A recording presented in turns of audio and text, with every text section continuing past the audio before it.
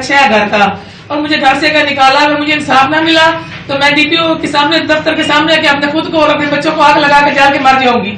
ये मेरी आखिरी बात है। अगर मुझे इंसाफ ना मिला, अगर मुझे उसके जिम्मेदार वकील होंगे और ये पुलिस वाले होंगे। ये 40 साल तो उत्थे रह रहे हैं, PT1 इन्हां दे नां है, नक्शा इन्हां दा मौजूद है, बिल बिजली मौजूद है, हर चीज मौजूद है।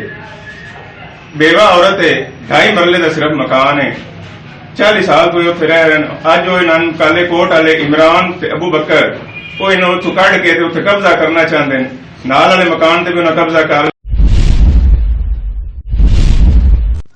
चनियोट बेवा खातून कैसरा बीबी का अपने यतीम बच्चों के हमरा एहतजाज, तकरीबन 50 साल से रिहायशी मकान बाअसर अफराद की कब्जा की कोशिश। यतीम बच्चों को लेकर कहां जाओ, इंसाफ फराहम किया जाए।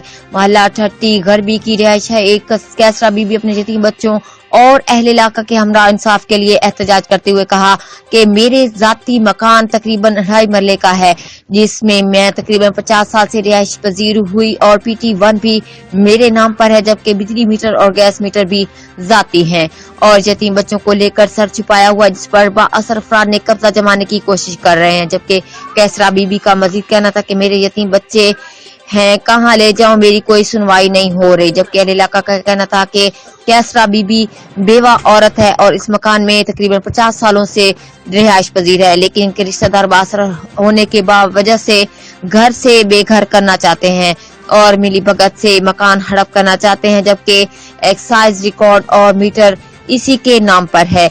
इसके बावजूद भी बाअसर अफराद इसके मकान पर कब्जा जमाने की कोशिश कर रहे हैं। जबकि अहले इलाका और कैसरा बीबी ने वजीर आला पंजाब उस्मान बुज़दार, वजीर आज़म Pakistan Imran Khan, chief justice of Pakistan IG Punjab RPO Faisalabad और DPO चनियोट से अपील की है कि मेरे यतीम बच्चों को इंसाफ दिया जाए और हमारे सर से छत न छीनी जाए।